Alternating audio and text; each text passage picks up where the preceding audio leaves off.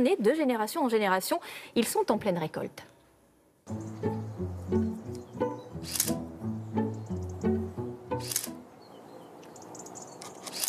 À Solliès-Pont, dans le Var et dans les villages voisins, c'est la pleine saison de la figue.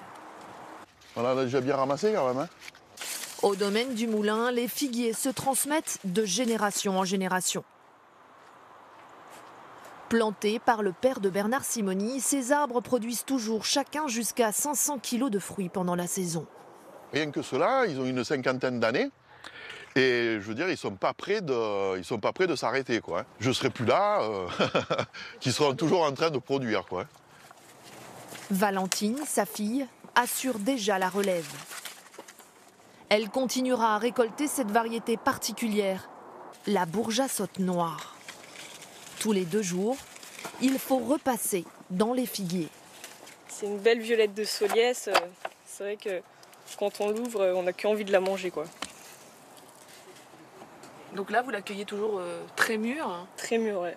Très mûre parce que comme on n'est pas obligé de la transporter et tout, on peut l'accueillir très mûre pour qu'elle ait ce goût sucré et du coup nos clients les achètent directement. Oh, t'en as là? Ah ouais. Hein? C'est bien lourd, hein? C'est une pro de la figue. Hein? Car ici, tout est vendu sur place, avec les autres fruits et légumes de l'exploitation. La figue de Solliès, une appellation d'origine protégée qui a sauvé la zone où sont produits les 3/4 des figues françaises. Il faut qu'elle soit dans l'aire géographique de l'appellation. Il faut qu'elle soit ramassée mûre, à un certain taux de coloration. Il faut qu'elles aient un certain calibre. C'est une garantie par rapport au cahier des charges, par rapport au contrôle que nous avons sur sa qualité et sur le savoir-faire que nous avons dans la région. Pour faire durer la saison des figues en hiver, le producteur vend aussi ses fruits en confiture. Une fabrication qu'il confie à Mamie Confiotte. Alors on va leur enlever le picoui. Marcel Beau transforme toutes sortes de fruits, mais en ce moment, elle n'a Dieu que pour les figues de Solliès. On a envie de faire des tranches et de faire des tartes, regardez, c'est beau. Allez, voilà, ça vous fait pas envie de croquer dedans? Alors, là, elles sont coupées. On a nos 10 kilos. On va les mettre dans le chaudron. Reste à incorporer 600 g de sucre par kilo de figues et rien d'autre. Elle rentre de suite du jus, vous avez vu? Après 20 minutes de cuisson, le tour de main de Mamie Confiotte se termine par l'écumage avant la mise en pot. Tout est fait à l'ancienne. 1 kilo de figues produira 2 pots de confiture. Pas de provision pour l'hiver pour Alain Kouros. C'est la fraîcheur de la figue qu'il recherche. Il y a Solliès dans toute la caisse là. Ses 2 frères, chefs cuisiniers, ne jurent que par la figue du terroir.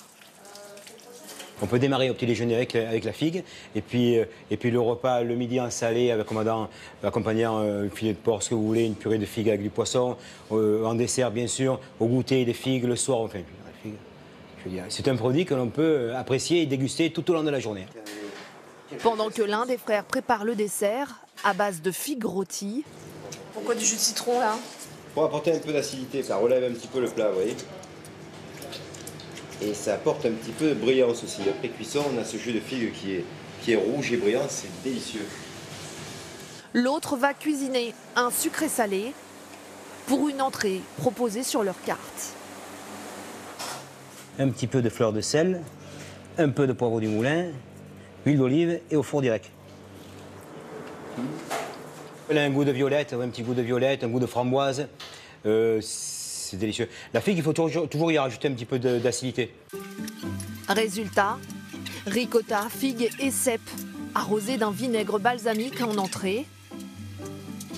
Et quelques figues rôties, accompagnées de glace vanille en dessert. Ça nous fait un chaud froid. La saison des figues ne dure que 3 mois, de quoi en profiter jusqu'à mi-novembre.